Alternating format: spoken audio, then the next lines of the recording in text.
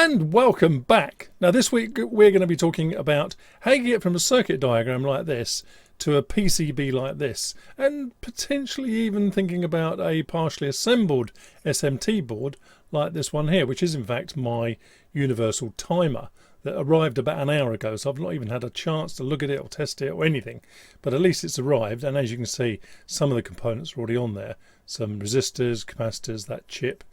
Yeah, and very nice it looks too, but as I say, I've not done anything other than just unpack that one item.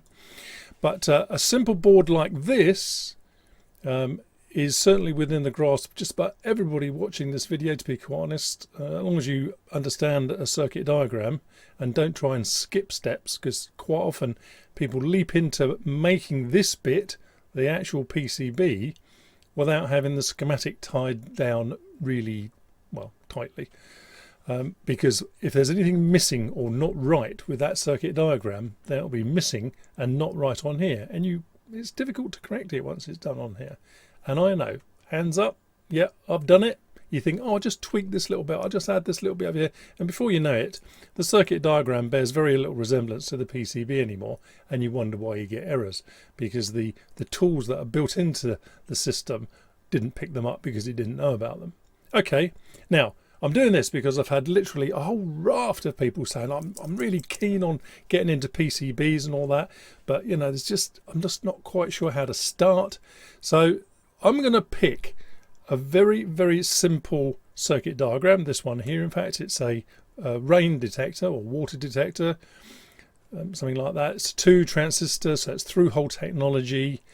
I've made it deliberately through-hole because if you're creating your own boards like this, you're probably going to be wanting to solder them through hole, right? Now, if you want to do SMD, I'm guessing you're already ahead of the game and you know about this sort of stuff, but maybe not. But we'll do through hole technology this time, and we'll leave the SMD stuff maybe for another day. And why am I using this rather simple circuit, working circuit, though it would work if you were to build this, and not something like with a Uno or a Nano or some other microcontroller, because basically, okay, hands up, who wants to watch this video for the next 6 hours? Let's have a look. 1, 2, is that it? No, there we are, you see. It'll just go on too long. You can't learn what I've learned in the last, 10 months in a half-hour's video. So we're going to choose something really simple like this, but would still work to produce a PCB. It doesn't mean you have to actually go out and get the PCB, but at least you can go through every single step and be confident again that were you to submit this to JLC and LCSC, you would actually get back exactly what you've designed. And from there you can move on to other stuff. The amount of learning you can get from something like this is not to be underestimated. Okay, before we do anything else, let's have a message from our sponsor that makes this video possible. I just wanted to mention my sponsor for this week. It's China's leading electronics components distributor, LCSC Electronics. From their warehouses in Shenzhen, China, and with more Asian brands and lower prices, they can pick and ship our orders in just 4 hours. And all their components are sourced from authorized distributors or directly from their Asian suppliers at very competitive prices. And if you have many components to buy, you can import your bill of materials BOM file directly into their website. Try it now. Right, now I've said this before in other videos that when you start your PCB design, you first of all must start with a schematic, right? Sometimes they call this a schema, but it's not. It's a schematic. It's a circuit diagram. Okay, as I was picked up on a comment last week, and I think it's right that we should learn the correct terminology. This is a schematic diagram, a circuit diagram, not a schema. A schema is something totally different. Okay, so this is a circuit diagram that I literally just threw together just to make some kind of rain detector. Basically, these 2 transistors will sound a noise from the speaker if rain bridges the tracks here. And by tracks here, it's something like this, which this one looks a bit messy because it's been outside for the last year or more. This is a rain detector. You can pick these up AliExpress, Banggood probably as well. And these tracks that you see here do not join. They just go up and down inside each other, if you like, and then come out in 2 pins here, which, as you can see, are well rusty. Look at that. Anyway, but they don't touch. But when the rain drops on here, enough current flows through the rain, the dirty rain, because it's got stuff in it, to bridge the tracks. And that tiny, tiny little bit of current that flows from this resistor then through here now, through the raindrop, turns this transistor on, which then turns this one on, and they oscillate and they make a noise out of here. So, simple little design, and the first thing you do, having thought about it and designed it, is to put it onto a breadboard. And I'm assuming you've got to that stage. You've thought of a circuit, you've put it on a breadboard, you've proved that it works, and you're happy with it. For example, this 330k resistor here, you might decide actually it works better with a 270 or 180 or a 1 mega ohm. And you won't know that until you actually try it out. Some bits of theory go out the window really when you actually do it in practice. So it's important to get this working first of all on a breadboard. Now you don't have to use a 3-volt coin cell battery as I'm going to in the design. You can use a power supply obviously on your bench, but don't use a 5-volt supply and then try and switch it for 3-volt, because that will adjust how this operates. So you must get a solid circuit like this, put it on a breadboard, get it working, and then you think, right, I think I'm ready for the next step. The next step, or the first step in your design for real, is going to be putting this into a schematic editor, a circuit diagram editor. And there are plenty of them out there. And you guys who are experienced in this sort of stuff have indicated to me all the ones you prefer. I mean, there's Eagle, there's EasyEDA, there's KiCad, there's oh yeah, they are on screen. There's a couple more. Now, you'll only know whether you like those by trying them, but you've got to get to grips with one of them. And to be quite honest, when I started off, I found EasyEDA, well, pretty easy and intuitive. It's not like a paint program exactly, but it's you know, veering towards that. It does what you think it should do, you know, when you click the mouse and push the cursor and all this. So that's what I'm going to use for this. And there are certain advantages to using EasyEDA above and beyond the program itself. One is when you're selecting all these components, you can go to the LCSC library and say, I want a transistor of this name here, and I want a 10 nanofarad capacitor. And it goes, oh yeah, I got one of those. Which one of these 6 did you want?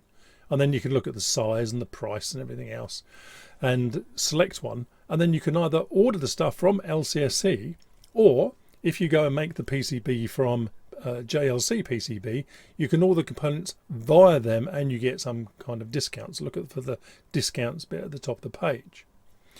However, it's not the discounts that intrigue me so much and make me quite excited about this. It's the fact that you've got 3 bits of a puzzle here joining together.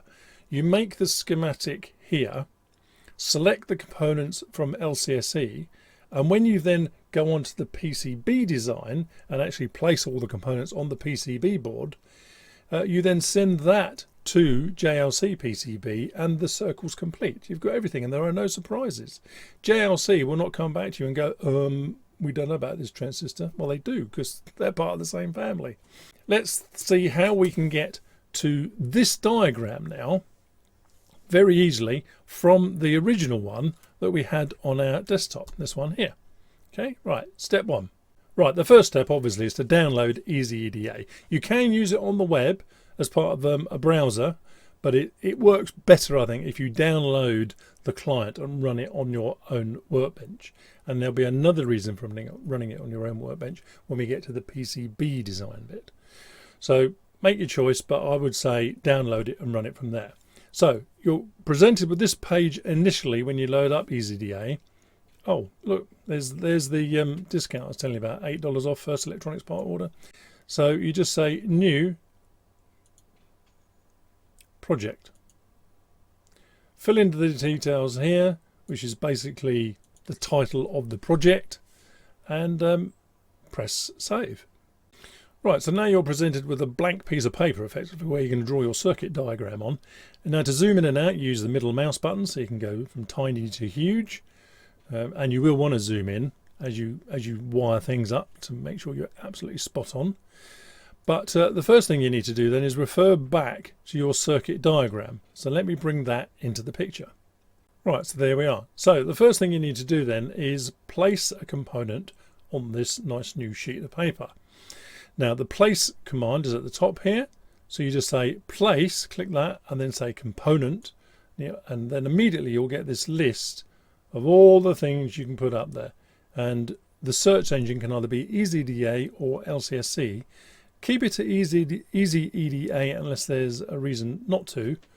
And, well, let's search, for example, for that transistor, 2N2907. And immediately two come up under the LCSC banner here, too. They're both pretty much the same, actually. If you click on them, over on this side here, if I move this over, you might get a better picture. That's the symbol. That's what it looks like when it's on the PCB, and that's the real-life product, the actual transistor. Now, if you click on the real-life product, that will take you to the LCSC website and show you a bit more about it. There it is. And there's more information about here. You can read data sheets on it. You can scroll down and see some of the main information. And it's a really good way of confirming, really, that you have got the component you want. Or selecting maybe a different component. You might go, that wasn't quite the one I wanted. I wanted a 4 amp transistor rather than a 2 amp transistor or something. Well, you're given a chance then to find out if they've got it. The part number here is what matters as far as LCSC is concerned. So yeah, that's I find that very useful indeed. Now let's assume then that we are in fact going to select the 2N2907A version, because I think that is the only version available. If you ordered the other one, you probably would get the A anyway. And as you can see, the price is shown in the bottom left hand corner over here, and that means 0.0191 cents. That's nearly 2 cents a piece. And they've got 3,000, well, nearly 4,000 items, and the minimum quantity you order is 20. Now, don't let this put you off. If you're ordering items like this for 2 cents, but you have to order 20 of them because they won't sell them to you singly, it's just 20 times 2, isn't it? So you're talking about 40 cents worth, and then you'll have 20 of these components. So when you blow up 2 and let the magic smoke exit from that little device, you still have plenty of spares. It's a no-brainer. We'll come on to the actual full price of this entire little project a little bit further down the line, but you'll be pleasantly surprised. Now, you've selected your product and you think, okay, that's the transistor I want. Yeah, that's fine. You then hit place, and as you can see behind my cursor, quite small, there's a little transistor. So what I'm going to do is use my middle mouse button to zoom in. There we are. Now it says Q watt. Q being the prefix for a transistor, 2N2907. Well, let's just plonk that anywhere, shall we? There. So I've clicked. Now, if I move my mouse away, you see it gives me a chance to place another one. Now, you can either hit escape or right-click at this point to exit that tool and go, that's it, done. That's your first component placed. And if we zoom back out again, you'll see how small that is compared to the rest of it. So you can get quite a lot on this page. Okay, so that's your first component placed. Now let's do a different type of component, and I'm not going to go through each one because you've already indicated you're not willing to sit around for 6 hours while I do all this. So let's just place, I don't know, a resistor, which is a good one, isn't it? Right, once again then, so you can either go to up here, place component, or what I do, Shift F. Okay, so just a shorthand. Now, you can either go down here and type in resistor, or just scroll down, resistors. Right, so it is in fact a carbon film resistor, and you can sort by resistance just by clicking on it. You could have put something in the search bar here. Whichever way you go, you experiment with this sort of selection device, and you'll find that there are ways to do it, sorting by various columns, searching by typing something in here. There's lots of ways. Anyway, we're after a 10K, so I'm going to scroll down until I hit 10K. Here we are, look. Now there's quite a few. So there's one, for example, and there's a little picture of it. Right, I've actually chosen this one here, which is 1/6 watt, which is absolutely fine for our needs. You can see a picture. If you want more details, click on the picture and you'll be taken to the full breakdown of it. That's the symbol. That's what it looks like on the PCB. Great, let's place that. And there it is. And then right click, and that's it. Another component is placed. Now there's only one more component I'm going to show you that I'm placing here because it's a slightly odd one. If we look again at the workbench, on here we've said there's a sensor here, and I want it to look a little bit like this. don't I? So that's something that you can go out and buy that LCSC wouldn't stock. This is something you'd buy in AliExpress or Banggood or even eBay. In fact, you could buy the whole lot, this plus a bit of electronics to go on it, but let's assume you just want this board. Okay, you can see what it looks like, but you'd only want to represent that in the actual schematic here. So what do? Well, luckily for us, if we go back to the building of the circuit, because I've been through this route once, I know what's on here. But if you notice, if we type in a search term, if I put in raindrop, for example, and hit the search button, now you'll see here that my workspace has got an example of this, because I've already been working on it. LCSC don't have any. You can't assemble it from LCSC either.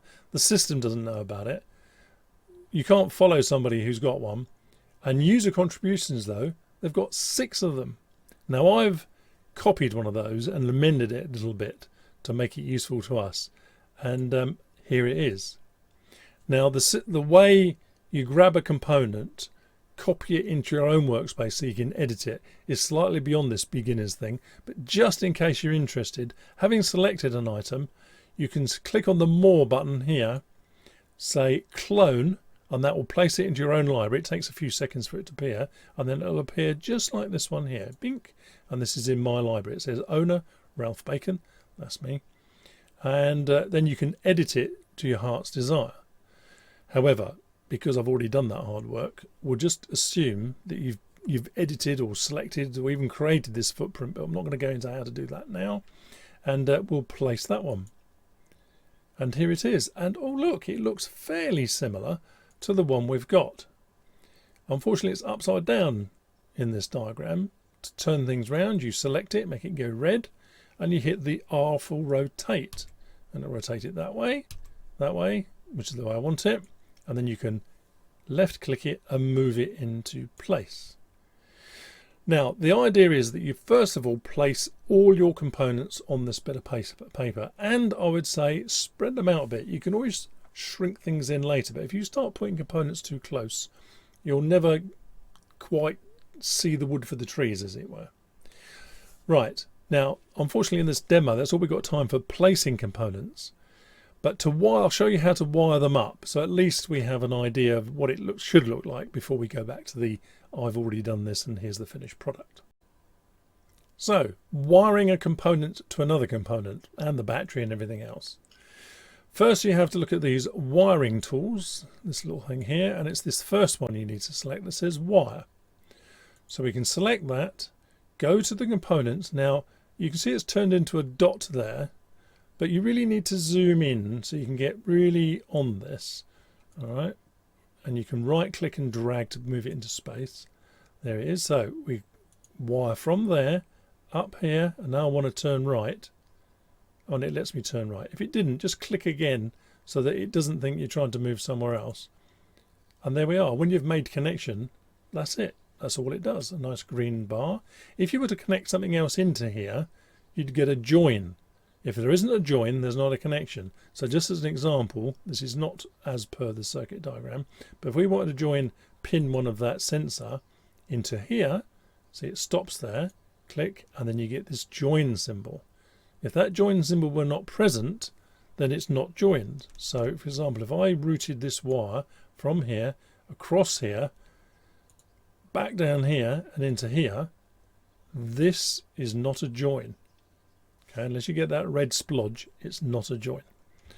Okay, that's how you wire things up. You need to put your battery component on there, the other 2 resistors, the capacitors, and believe me, as a beginner, if this is the very first time you've done it, you'll be spending a lot of time in that component selection, this one here, because there are literally hundreds of thousands of components in the LCSC library that you can select, and well, you just need to go through and select the ones you need and think about why it is you're selecting that. Is it the physical size? Is it the tolerance? Is it the temperature?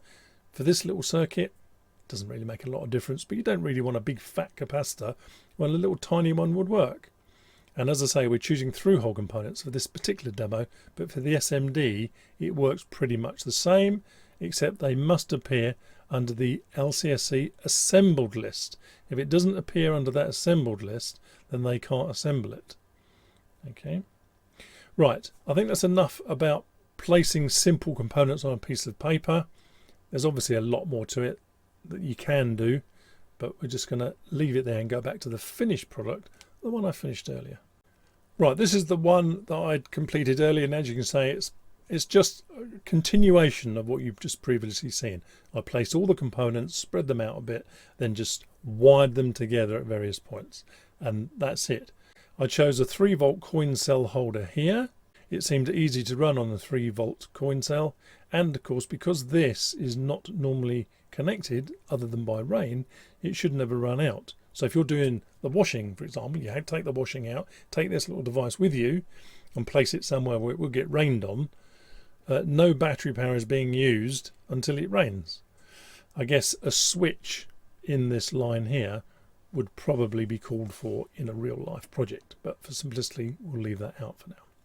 Okay, so you've done all this and you think, yeah, that's all pretty much what I wanted it to be. You can look at your bill of materials at this point to see whether you've missed anything out. So your bill of materials, which is basically a shopping list of all your components, the name of it, the component designator down here, Q being transistor, R for resistor, C for capacitor. It also gives you the price of each individual component down there. So you think, yeah, I've got everything set up. I know exactly where to buy all of these. Not that you have to buy them all. For example, if you already had 20, 30, 2N222As, it doesn't mean you have to buy any more, even though this is selected from the LCSC catalogue. You just remove it eventually when you send in your order. You say, don't send me any of those. That'll be fine. Now, it says here, order parts on check stock. Now, it's a good idea to do that, and we'll do that next and talk about price. Right, so we're going to talk about price now and how to order. So we click this button here, and it'll bring up a browser window back to the LCSC. Here it goes. Let me move it across for you. It's importing the bill of materials, and it goes, right, here's all your stuff. And it says, oh, hang on a minute.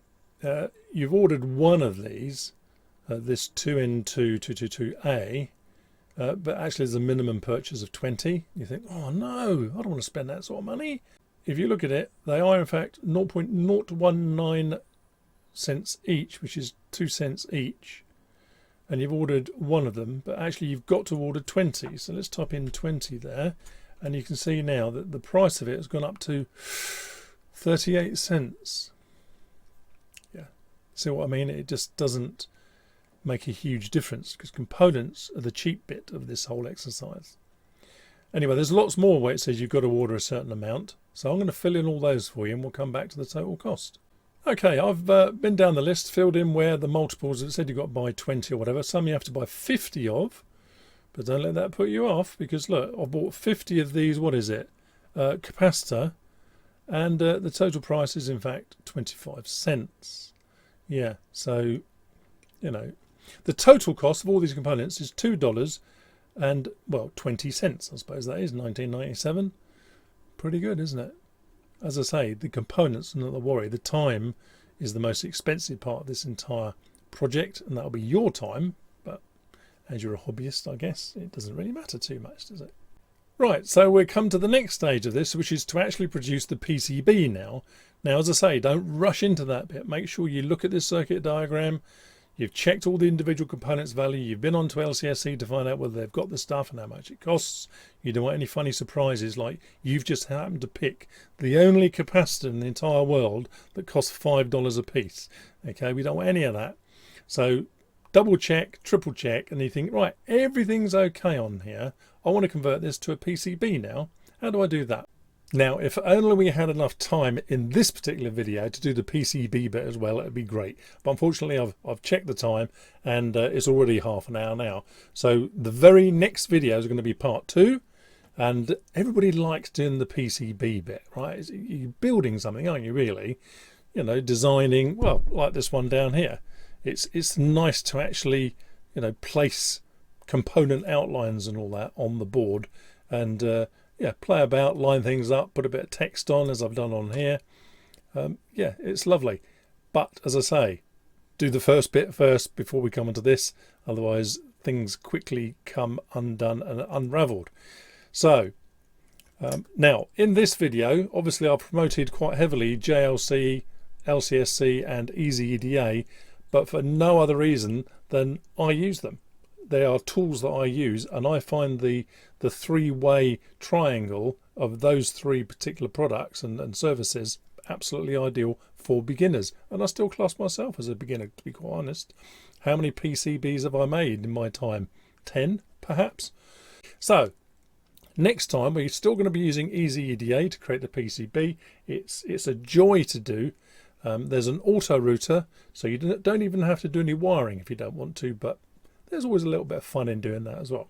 So if you like this video, I sincerely hope you do, please do give it a thumbs up, because that tells YouTube that it was worth doing, and they'll try and offer it to more people, which is great.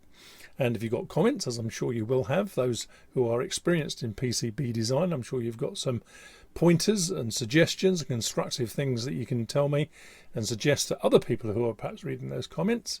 And those beginners who are perhaps not even started on PCB design, please do. It's a whole new ball game when you do it. Okay, and once you start, you just think, I can't stop doing this. This is just so fantastic. Stripboard, pah, so last century, believe me. All right, thanks for watching. Do give me a thumbs up if you like it, and see you in the next video.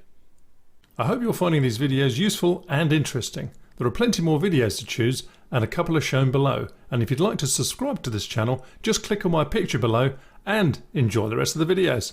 Thanks for watching.